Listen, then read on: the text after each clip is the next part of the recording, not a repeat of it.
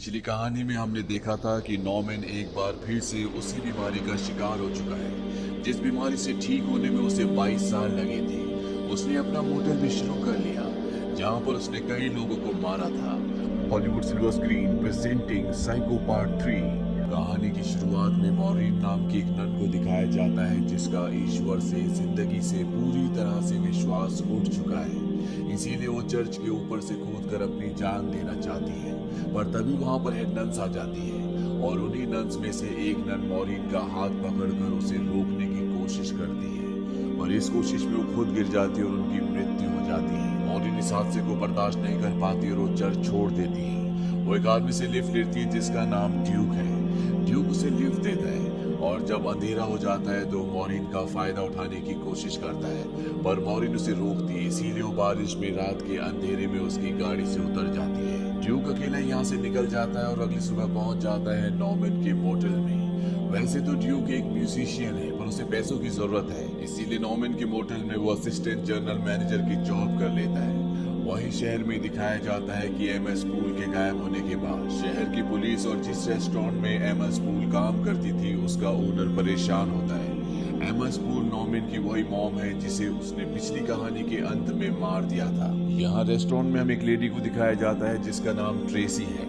Tracy एक journalist है और वो सीरियल किलर के ऊपर आर्टिकल लिख रही है। इस जर्नलिस्ट को पूरा यकीन है कि नॉर्मन आज भी कत्ल करता है, वो ठीक नहीं हुआ। तभी रेस्टोरेंट में नॉर्मन आ जाता है और ये जर्नलिस्ट नॉर्मन से बात करना शुरू कर देती है। धीरे धीरे बातों ही बातों में नॉर्मन उसे अपनी जिंदगी के बारे में बताना शुरू कर देता है, पर तभी नॉर्मन पूरी तरह से स्तब्ध हो जाता है क्योंकि बाहर वो मॉरीन को देख लेता है, वही नन जो चर्च छोड़कर आ चुकी है। मॉरीन को देखकर उसे मैरियन क्रेन की याद आती है।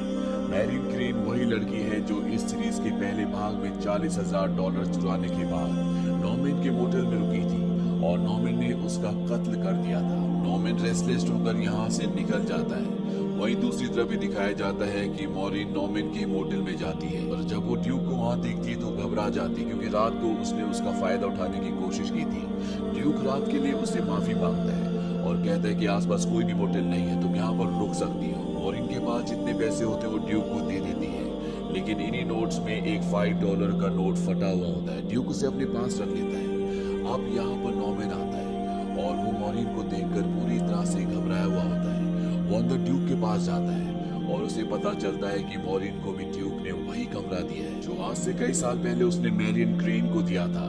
नॉर्मन यहाँ पर पूरी तरह से विचलित हो जाता है। वो वापस अपने घर आ जाता है जहाँ पर उसकी मॉम की मम्मी होती है और वो अपनी मॉम की मम्मी को बताता है कि मैरियन क्रेन वापस आ चुकी है।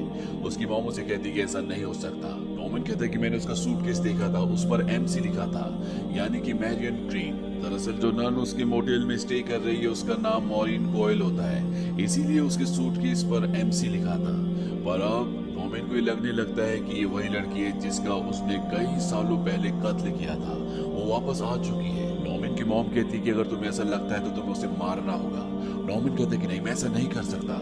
उसकी मॉम कहती है कि अगर तुम नहीं करोगे तो फिर मुझे ये करना होगा। दरअसल नॉर्मन खुद ही आवाज बदल बदल कर बात कर रहा होता है, लेकिन वो स्प्लिट पर्सनैलिटी का मरीज है, इसीलिए उसे ऐसा लगता है कि उसकी मॉम की जो यहाँ पर मम्मी है वो उससे बात कर रही है। रात को मोटेल का असिस्टेंट जनरल मैनेजर बाहर चला जाता है और ठीक इसी बीच नॉर्मन मोटेल के अंदर जाता है और जिस तरह से आज से कई साल पहले उसने दीवार के छेद से कमरे के अंदर मैरियन को देखा था, वो मॉरीन को भी देखता है और अब उसकी मॉम की पर्सनैलिटी उस पर पूरी तरह से हावी हो जाती है। वो अपनी मॉम के कपड़े और एक विग पहनकर उस कमरे में दाखिल हो जाता है जहाँ पर मॉरीन है। वो बाथटब में होती है, पर इससे पहले कि उसकी मॉम वाली पर्सनैलिटी मॉरीन को मार दी, वो देखता है कि बाथटब में खून ही खून है। दरअसल मॉरीन ने अपने हाथों की कलाई काट ली होती है और जब नॉर्मन ने देखता है तो उसे एक शॉक लगता है जिसकी वजह से उसकी मॉम वाली पर्सनैलिटी जो उसके अंदर है, जो मॉरीन को मारना चाहती है, वो ऑफ हो जाती है और नॉर्मन अपने होश में आ जाता है।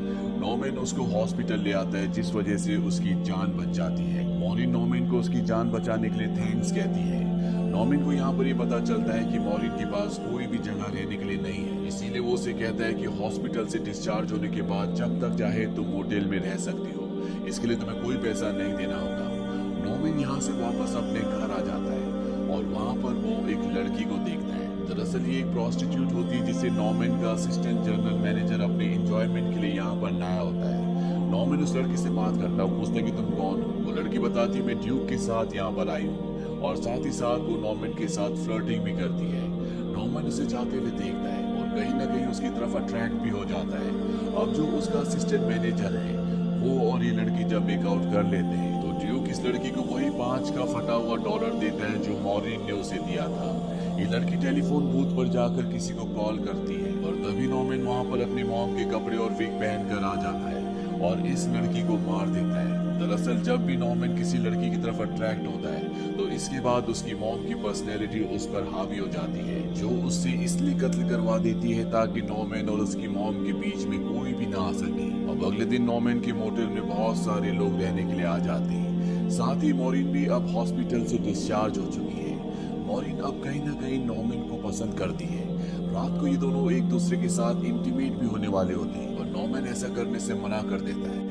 और जब मॉरिन सो जाती है तो वो अपने घर वापस आ जाता है, जहाँ पर एक बार फिर से उसकी मॉम की पर्सनैलिटी उसके ऊपर हावी होना शुरू हो जाती है। उसकी मॉम की पर्सनैलिटी उसे कह रही होती है कि मॉरिन को मार दो, पर नॉर्मन उसे नहीं मारना चाहता क्योंकि वो उसे पसंद करता है। और मॉरिन भी घर के बाहर आ जाती है। नॉर्मन के हाथ में चाकू भी है। उसकी मॉम की पर्सनैलिटी उसके ऊपर हावी होना चाहती है और अगर वो उसके ऊपर हावी हो गई तो मॉरिन को मार देगा, पर नॉर्मन अपने ऊपर काबू कर लेता है और मॉरिन को वहां से जाने के लिए कहता है। मॉरिन वहां से चली जाती है और उसी रात को एक बार फिर से वो अपनी मॉम की पर्सनैलिटी में आता है और उसके मोटेल में जो लोग आए होते हैं उनमें से वो एक खूबसूरत लड़की को मार देता है। अगली सुबह नॉर्मन के घर पर पुलिस आती है क्योंकि रात को जिस लड़की का उसने कत्ल किया है उसकी मिसिंग की रिपोर्ट लिखवाई गई थी। पुलिस यहाँ पर उसकी पूरे घर की तलाशी लेती है। उस कमरे में भी जाती है जहाँ पर उसकी मॉम की मम्मी होती है, पर जब पुलिस वहाँ पर पहुँचती है तो वहाँ उन्हें कुछ भी नहीं मिलता। नॉर्मन भी ये देखकर हैरान होता है कि उसकी मॉम की मम्मी गई तो गई कहाँ। वहीं अब सब के सब हमें मोटेल के बाहर दिखाए जाते हैं, जहाँ पर पुलिस वाला एक बहुत बड़े आइस बॉक्स के अंदर से आइस निकालता है और हमें वहाँ पर उस लड़की का हाथ दिखता है जिसे नॉर्मन ने रात को मार दिया था, पर पुलिस को उसका हाथ नहीं दिखता। पुलिस यहाँ से चली जाती है और अब मॉरिन भी यहाँ से जा रही है क्योंकि उसे नॉर्मन की पूरी असलियत पता चल चुकी है। शहर में वो रिपोर्टर जो कि साइको क्राइम के ऊपर लिख रही होती है, जिसे नॉर्मन के ऊपर शक होता है कि वो आज भी कत्ल करता है, उसने मॉरिन को सब कुछ बता दिया होता है। मॉरिन यहाँ से चली जाती है और नॉर्मन भी अपने घर आ जाता है। वो अपनी मॉम को ढूंढना शुरू कर देता है पर उसे अपनी मॉम कहीं नहीं मिलती। उसे एक नोट मिलता है जिस पर लिखा होता है Norman I am in cabin 12, come see me mother, यानी कि मैं केबिन नंबर 12 में हूँ, तुम मुझसे वहाँ पर मिलने के लिए आ जाओ। और जब नॉर्मन वहाँ पर जाता है वो देखता है कि वहाँ पर उसका असिस्टेंट जनरल मैनेजर होता है। उसी ने उसकी मॉम की मम्मी को वहाँ से चुराया था और अब वो मम्मी उसके पास है और अगर ये पुलिस को मिल गई तो नॉर्मन को जेल हो जाएगी और इसके बदले ड्यूक को पैसे चाहिए, वो उसे पैसे मांगता है। यहाँ पर इन दोनों के बीच में हाथापाई होती है। नॉर्मन ड्यूक की गिटार से उसके सिर पर कई बार प्रहार करता है जिससे वो पूरी तरह से अचेत हो जाता है। और अब नॉर्मन ड्यूक और उस लड़की की बॉडी को जिसे उसने एक रात पहले मारा था गाड़ी की डिक्की के अंदर रखता है और गाड़ी को उसी दलदल की तरफ ले जाता है जहां पर वो हर एक बॉडी को डुबा देता है। पर यहाँ पर ड्यूक जिंदा होता है इसीलिए उस पर हमला कर देता है। ड्यूक और नॉर्मन के बीच गाड़ी के अंदर मुठभेड़ होना शुरू हो जाती है जिस वजह से गाड़ी पानी के अंदर दलदल के अंदर चली जाती है और अब ये दोनों के दोनों डूबना शुरू हो जाते हैं। पर किसी तरह से नॉर्मन बाहर आ जाता है और ड्यूक की वहीं डूबकर मृत्यु हो जाती है। नॉर्मन वापस अपने घर आ जाता है और यहाँ पर उसके पास एक बार फिर से मॉरिन लौट चुकी है क्योंकि मॉरिन को एहसास हो गया है कि वो नॉर्मन से प्यार करती है। साथ ही साथ उसके मन में ये भी होता है कि जिस तरह से इस कहानी की शुरुआत में एक हेडनर ने उसकी जान बचाई थी, अब उसका भी फर्ज है कि वो नॉर्मन की जान बचाए। वो नॉर्मन का हाथ पकड़ लेती है। नॉर्मन भी उसके हाथ पकड़ता है क्योंकि नॉर्मन भी उसे पसंद करता है और तभी उसकी मॉम जोर से चिल्लाती है जिस वजह से वो डर जाता है। दरअसल ये उसकी खुद की आवाज होती है जो उसे लगता है कि उसकी मॉम की आवाज है। इस चिल्लाहट की आवाज से उसके हाथ से मॉरिन का हाथ छूट जाता है और वो सीढ़ियों से नीचे जाकर गिरती है जहाँ पर एक मूर्ति होती है जिसके हाथ में धनुष बाण और तीर होता है। तीर पर मॉरिन का सर लगता है और उसकी मृत्यु हो जाती है। इस बात से नॉर्मन को बहुत दुख होता है, दुख से चिल्लाता भी है। पर अब घर के बाहर वो न्यूज रिपोर्टर भी आ जाती है जिसने मॉरिन को सब कुछ बताया था और उसके हाथ में एक हथियार भी होता है। दरअसल वो यहाँ पर मॉरिन को लेने के लिए आई होती है और जब वो घर के अंदर दाखिल हो जाती है तो वहाँ पर उसे मॉरिन की डेड बॉडी दिखती है। वो कहती है कि बेवकूफ लड़की, मैंने तुम्हें सब कुछ बताया था। और तभी उसके पीछे से नॉर्मन आ जाता है, जो अब पूरी तरह से अपनी मॉम के रूप में है, यानी कि उसने अपनी मॉम की ड्रेस और विग पहनी हुई है। नॉर्मन रिपोर्टर को मारने के लिए आगे बढ़ता है। वो उस कमरे तक पहुंच जाती है जहां पर नॉर्मन की मॉम की मम्मी है। यहाँ पर वो रिपोर्टर नॉर्मन की मॉम के बारे में, उसके परिवार की हिस्ट्री के बारे में उसे बहुत सारी सच्चाई बताती है। वो बताती है कि एमा स्पूल, जिसकी मम्मी आज भी उसके घर पर है, वो तुम्हारी मॉम नहीं थी, बल्कि वो तुम्हारी मॉम की बहन थी, जो तुम्हारे डैड से बहुत प्यार करती थी।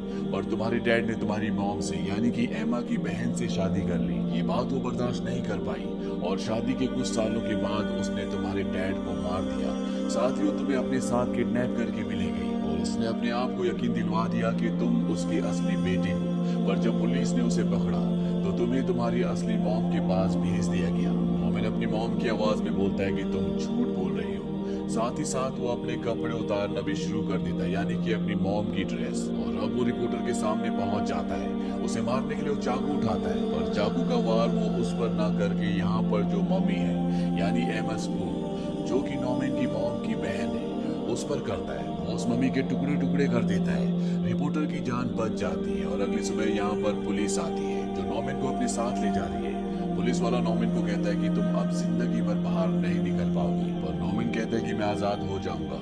और अगले पल हमें दिखाया जाता है कि नॉर्मन गाड़ी के पीछे बैठा हुआ है और उसके पास उसकी आंट एमा स्पूल का हाथ है, जिसे वो प्यार से सहला रहा होता है और उसके चेहरे पर एक ईविल स्माइल भी होती है। उसके दिमाग में क्या चल रहा है किसी को कुछ नहीं पता। इसी के साथ ये फिल्म, ये कहानी यहीं पर खत्म हो जाती है। ये फिल्म सन 1986 में रिलीज हुई थी। IMDb पर इसकी रेटिंग है 5.4। इस फिल्म का बजट था $8.4 मिलियन और बॉक्स ऑफिस पर इसने कमाई की थी $14.4 मिलियन की। उम्मीद करते हैं कि साइको का थर्ड पार्ट आपको पसंद आया होगा।